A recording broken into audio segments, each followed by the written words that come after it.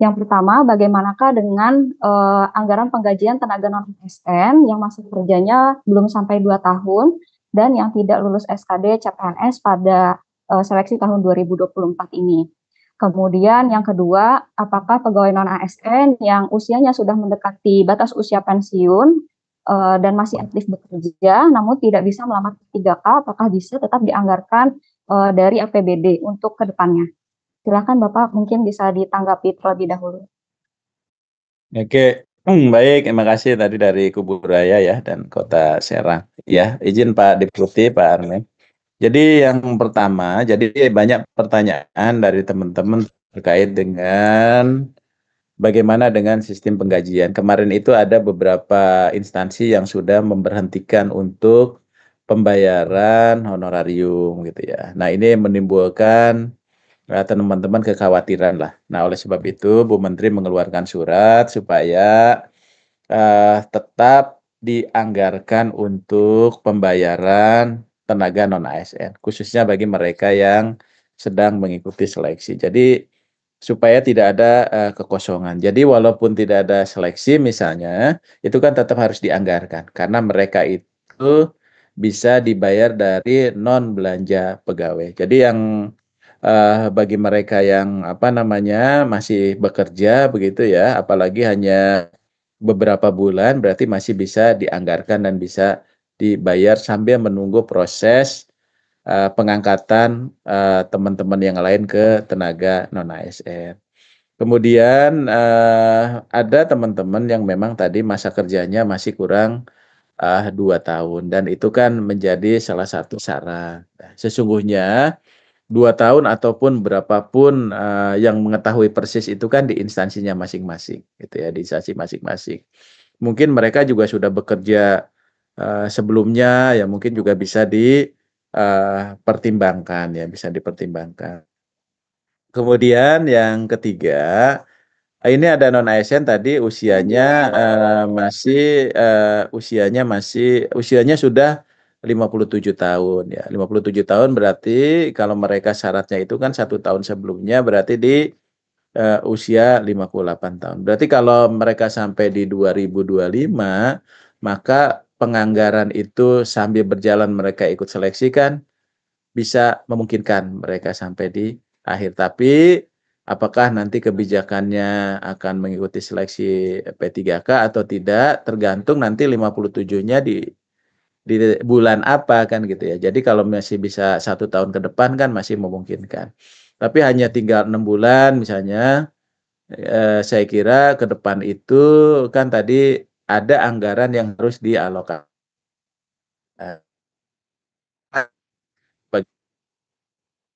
Bisa sampai pertengahan 2025 misalnya kalau memungkinkan ya dia bisa. Kemudian bagaimana nanti yang mekanisme yang untuk yang paruh waktu. Paruh waktu itu pertama dari Riau ya ini sekaligus ya. Yang pertama paruh waktu itu pertama dia tidak terpenuhnya formasi sehingga ada 10 tapi yang mendaftar 15 berarti kan yang 5 tetap juga lulus. Tapi dia paruh waktu, dia akan diberikan NIP tapi penggajiannya belum gaji P3K tapi dengan penghasilan yang mereka terima saat ini. Tapi tetap di SK-kan seperti biasa gitu ya. Nah, kemudian tadi kalau perpanjangan nanti mungkin dari Pak Deputi ya, dari Pak Hanmen ya. Mungkin itu ya, Mbak Pin dari saya. Terima kasih. Baik Pak Aba, terima kasih atas tanggapannya, pertanyaannya semoga menjawab seluruh pertanyaan yang juga mungkin ditanyakan oleh masing-masing instansi. Kemudian selanjutnya pertanyaan akan ditujukan kepada Pak Suharmen. Ada 3 pertanyaan yang ditanyakan oleh beberapa peserta, mungkin pertanyaan akan juga sama. Yang pertama, bagaimanakah skema optimalisasi pada P3K tahap 1? Karena sesuai dengan Kepmenpan 347 Diktum ke-32 itu masih terdapat kekosongan formasi setelah pengumuman. Selanjutnya, untuk penyelesaian konfirmasi tenaga non-ASN yang belum sempat melakukan pendaftaran melalui aplikasi SSCASN, apakah masih bisa diperpanjang untuk waktu konfirmasi submit finalnya. Kemudian yang ketiga, apabila terdapat perbedaan pendidikan pada database dan aktualnya ketika melamar yang bersangkutan masuk ke jabatan tampungan yang lebih rendah dari ijazah yang dimiliki. Misalnya contohnya terdata S1 tapi saat melamar masuknya ke jabatan yang dengan kualifikasi pendidikan D3. Mungkin dari Bapak Suharmin bisa diberikan tanggapan, silakan. Baik, terima kasih Mbak Vin. Terima kasih Bapak Ibu yang telah mengajukan pertanyaan kepada kami terkait dengan ada 3 pertanyaan tadi ya Mbak Vin. Pertama adalah optimalisasi P3K atau penerimaan P3K tahap 1. Betul Bapak Ibu, nanti tentu saja berapa persisnya formasi. Tadi saya sudah menyampaikan di awal bahwa potensi, jadi saya menyebutnya potensi Bapak Ibu, jadi belum yang fix, tapi adalah potensi P3K penuh waktu yang akan bisa terisi kalau berdasarkan data hasil seleksi itu sebanyak 680.124 formasi. Kenapa ini saya sebut dengan potensi? Karena ada kemungkinan jumlah ini akan bertambah. Kenapa bisa bertambah? Karena ada optimalisasi. Tetapi juga ada potensinya berkurang. Kenapa? Karena kemudian yang lulus seleksi kemudian tidak mau mengambil formasi kelulusannya.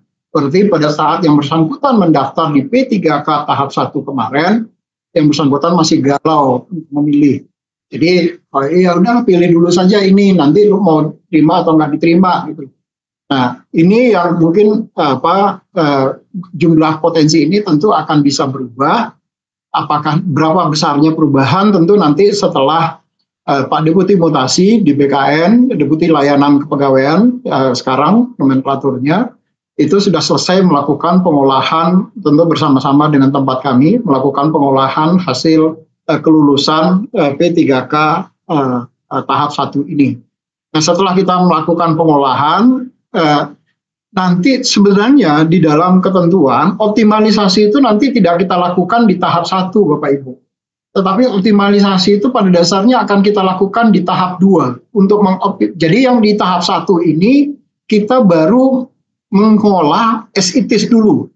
Jadi yang 680.124 itu adalah yang benar-benar lulus seleksi memenuhi peringkat dan masuk di dalam P3K penuh waktu. Nah, optimalisasi nanti akan kami lakukan kalau ternyata kita ingin ternyata masih ada nih yang sisa, itu akan kita lakukan di pengolahan di tahap kedua. Jadi setelah tahap 1 dan tahap 2 tentu nanti urutannya adalah yang di tahap 1 tadi itu akan mendapat prioritas pertama, tetapi tujuannya adalah supaya semua kemudian bisa mendapatkan hak yang sama, yang setara. Karena ini sifatnya adalah afirmasi. Jadi tidak mungkin afirmasi kemudian diberikan hanya dengan asas ketidakadilan misalnya. Jadi kalau namanya afirmasi ya harusnya diberikan berdasarkan asas keadilan bahwa semua orang yang mengikuti seleksi P3K, baik itu tahap 1 ataupun tahap 2, kemudian mendapatkan afirmasi yang sama untuk mendapatkan optimalisasi. Jadi Mbak Win, optimalisasi itu nanti akan kita lakukan di tahap kedua. Setelah tahap kedua selesai. Jadi bukan di tahap seleksi P3K tahap 1 ini. Itu yang pertama. Yang kedua adalah terkait dengan konfirmasi tenaga non-ASN apakah bisa diperpanjang? Bisa Bapak Ibu, nanti kami akan perpanjang jadwalnya untuk Bapak Ibu bisa mengkonfirmasi apakah jabatan-jabatan tadi akan diperlukan atau tidak oleh Bapak Ibu. Nanti kami akan lakukan perpanjangan. Itu yang kedua. Saya masih akan melihat seberapa lama kita bisa melakukan perpanjangan. Nanti tentu akan berapa lama Bapak Ibu membutuhkan untuk mengkonfirmasi itu jabatan-jabatan tadi. Idealnya sih mestinya nggak terlalu lama. Mungkin dalam 2-3 hari bisa kita lakukan perpanjangan karena tadi dengan pertimbangan masih ada sekitar 290-an ribu yang belum Bapak Ibu konfirmasi. Itu yang kedua. Yang ketiga adalah terkait dengan perbedaan pendidikan di dalam database.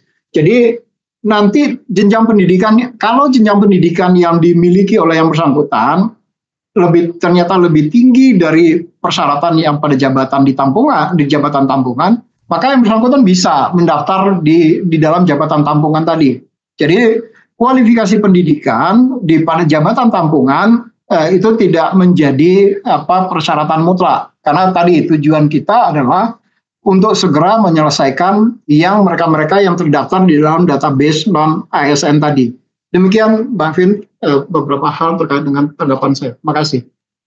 Ya, baik. Terima kasih Pak Harmen atas jawaban dan penjelasannya. Semoga Bapak dan Ibu sedikit tercerahkan dengan jawaban Pak Harmen. Selanjutnya kami akan membuka 2 pertanyaan langsung dari Bapak dan Ibu yang sudah raise hand. Yang pertama akan kami buka pertanyaan untuk Bapak Muhammad Soleh selaku Sekda Bangka Barat. Silakan Bapak.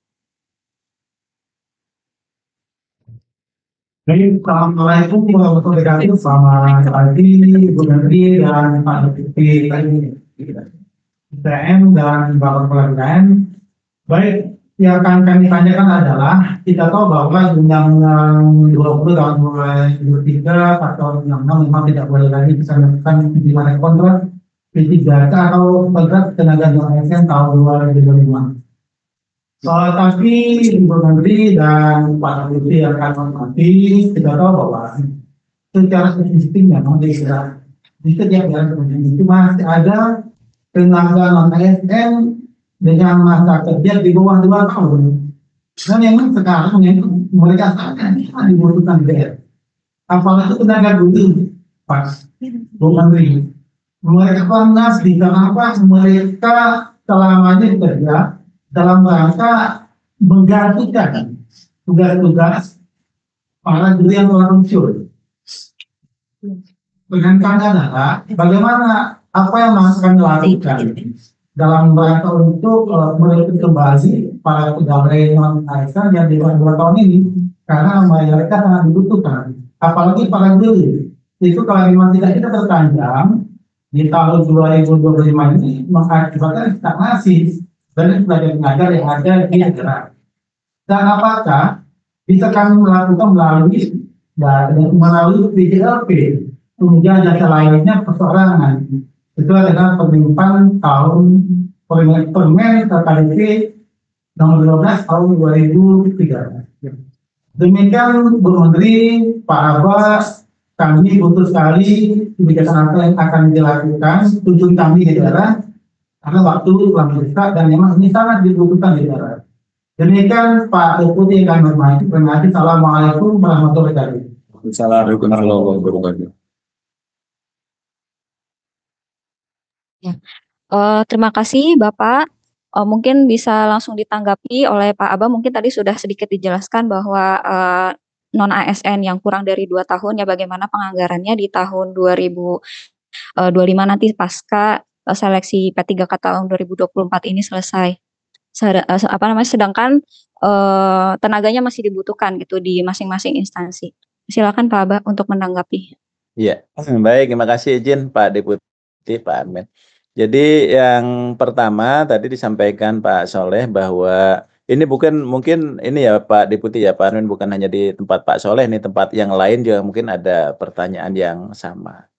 Jadi dilemanya itu dulu kita memang punya aturan bahwa terkait dengan P3K itu dipekerjakan karena pengalamannya, bukan hanya semata-mata karena kompetensinya dia bekerja, karena keahliannya, tapi juga karena pengalaman dia bekerja. Nah, pengalaman itu bisa dihitung di mana-mana sebetulnya. Tidak harus dia bekerja di tempat itu misalnya. Jadi kalau diakumulasi misalnya pengalaman yang bersangkutan itu memungkinkan untuk bekerja. Ya, jadi silakan diakumulasi aja Pak Soleh gitu apabila memang tadi ada pengalamannya misalnya yang hanya kurang 1 bulan, 2 bulan, mungkin dia pernah bekerja di tempat kurang lebih yang sama gitu jenis pekerjaan dan kompetensinya gitu ya. Mungkin nanti bisa dipertimbangkan juga ya. Tapi memang harus ada yang keterkaitan gitulah, kurang lebih begitu. Jadi kalau nggak ada keterkaitan, berarti kan tidak ada keterkaitan dengan keahliannya dia bekerja di sana. Nah, kemudian yang kedua nanti terkait dengan bagaimana apabila mereka tidak bisa masuk, kemudian penggajiannya seperti apa, kan gitu ya. Nah, oleh sebab itu nanti ngacu aja kepada surat Bu Menteri, tapi ada limitasi waktunya kan surat itu, sampai ke pengangkatan. Nah, oleh sebab itu nanti coba nanti kita lihat perkembangan untuk lebih lanjutnya. Karena aturan itu kan harus ada jelas limitasinya, siapa yang boleh, siapa yang tidak, kan sesungguhnya gitu Pak Armin ya. Ini kalau ini nanti kita bikin 1 tahun, ada yang kurang 1 tahun, kurang sebulan, ya. Gitu. Dibikin 11 bulan, ada yang 10 bulan. Itu nanti Pak Harman nggak pulang-pulang ke Sumatera Barat gitu ya. Nah oleh sebab itu kalau menurut saya ya nanti coba kita lihat ya konsekuensi dari sistem seleksi ini kan cukup terbuka ya. Artinya ruangnya itu sudah cukup besar. Tapi yang lebih penting adalah paling tidak sampaikan Pak Deputi tadi, kita menyelesaikan yang sisanya yang 300.000 sekian, itulah yang paling utama dulu. Kita beresin ya, sesuai dengan komitmen kita bagi mereka yang ada dalam database. Tapi memungkinkan juga tadi kalau memenuhi syarat dia daftar paling kurang dia nanti jadi P3K paruh waktu. Yang penting kan jadi P3K sehingga tetap teman-teman bisa dibayar sesuai surat Bu Menteri, paling kurang dibayarnya melalui non belanja pegawai dari kegiatan gitu ya. Gitu ya Pak Soleh ya. Makasih Mbak Fit. Baik, terima kasih Mbak atas penjelasannya. Bapak dan Ibu, mohon izin sebelumnya berhubung pukul 10 kami memutar lagu Indonesia Raya.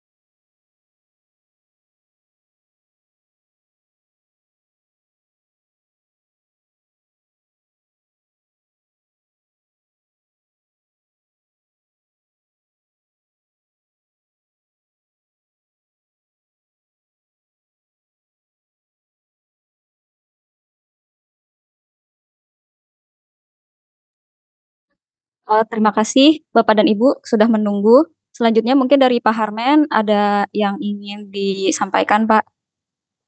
Ya, Tambahan.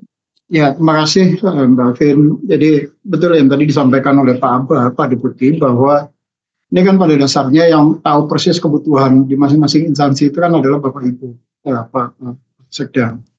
Jadi kan kami tentu tidak tahu persis di apa itu sebabnya di bagaimana situasi sebenarnya yang ada di instansi Bapak Ibu.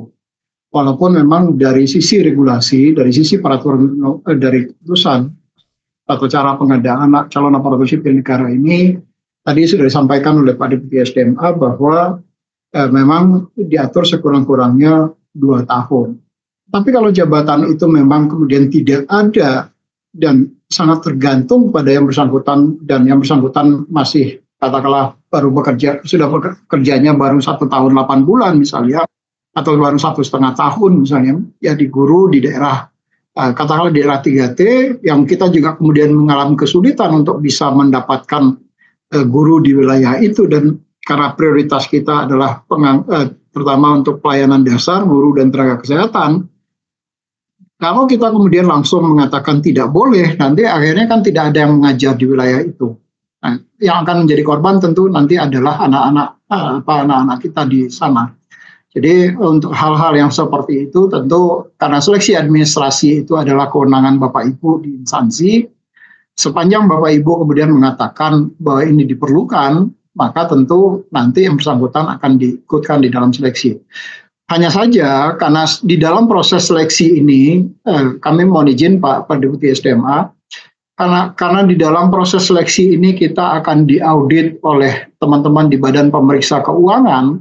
Mungkin kalau ada kasus-kasus seperti tadi disampaikan oleh Pak Sekda, Pak Deputi, apakah kemudian misalnya instansi perlu bersurat enggak ke Bu Menteri misalnya untuk mendapatkan supaya nanti pada saat kita diaudit oleh BPK maka ada justifikasi yang kemudian bisa kita sampaikan ke teman-teman di BPK sehingga kita kemudian tidak menjadi temuan di dalam proses penerimaan calon aparatur sipil negara di 2024 ini. Itu kalau kami boleh mengusulkan Pak Deputi, jadi nanti misalnya yang seperti tadi disampaikan, karena saya yakin karena banyak sekali pertanyaan yang juga masuk ke kami terkait dengan yang belum 2 tahun ini.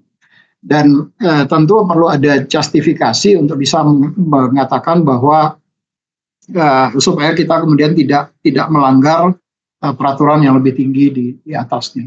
Itu Mbak Alvin, Pak Deputi, tambahan dari kami. Terima kasih. Terima kasih Pak.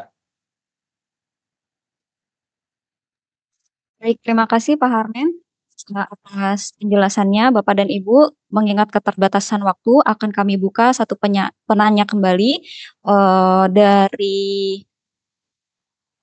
Kabupaten Siak, Bapak Sekda, Bapak Arfan Usman, kami persilakan.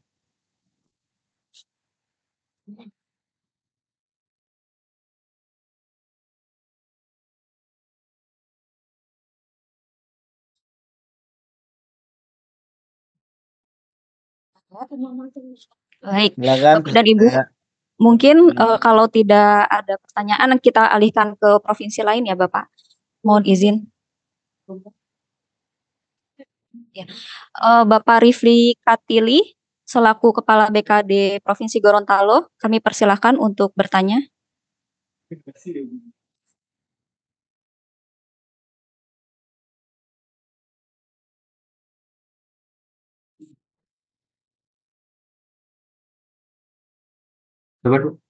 Baik, terima kasih Pak Bavin.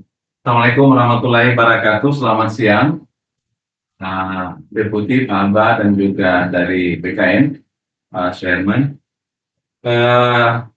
Mohon izin, kami ada beberapa hal yang terkait dengan pertemuan kita pada hari ini, dan ini tentunya juga mewakili pertanyaan yang sama dari teman-teman. Yang pertama, yang menjadi permasalahan utama kami di Gorontalo itu, kita Gorontalo baru membuka pendaftaran seleksi P3K ini di tahap 2. Jadi memang di tahap 1, karena kondisi yang ada sehingga tidak dilakukan pendaftaran, baik penerimaan seleksi CPNS atau CSN maupun juga P3K. Sehingga di kami itu kemudian banyak yang mendaftar seleksi CSN itu di kabupaten kota lainnya atau di kementerian. Dan data yang ada di kami itu kurang lebih ada 200 orang yang kemudian dengan surat Kemenpan 634 ini itu tidak bisa mendaftar karena tidak memenuhi dari 3 kriteria yang ada, karena mereka sampai pada tahapan seleksi SKD maupun juga SKB. Yang pertama Pak Aba dan juga Pak Herman. Kemudian yang kedua, di kami itu karena tidak membuka tahap 1, maka praktis ada kurang lebih 700-an. Ada kurang lebih 700-an dari 3.200 itu yang kemudian baik mereka yang sudah mengabdi di atas 2 tahun maupun yang kurang dari 2 tahun, dan Pak Gubernur selaku PPK itu juga sudah menyurat kepada Ibu Menteri untuk dapat bisa diakomodir pada tahapan seleksi tahun ini. Dan tentunya mohon maaf dari beberapa pertanyaan yang diajukan baik melalui chat dan juga pertanyaan dari Pak Sekda, agar kami di daerah ini tidak gaman, tentunya perlu ada kejelasan dan ketegasan dari pihak kementerian baik Kemenpan RB maupun juga BKN terkait dengan hal ini. Terakhir, bagaimana sikap kami gitu? Kalau seandainya mereka yang tidak memenuhi syarat 3 kriteria tadi karena terlanjur mendaftar di seleksi CSN kemarin, maupun juga yang mereka sudah mengabdi baik di atas 2 tahun maupun kurang dari 2 tahun terhadap status mereka di 2025, kalau yang mereka yang masuk di dalam kriteria ini tentu masuk dalam tahapan seleksi. Nah, bagaimana mereka yang kemudian tidak bisa melamar?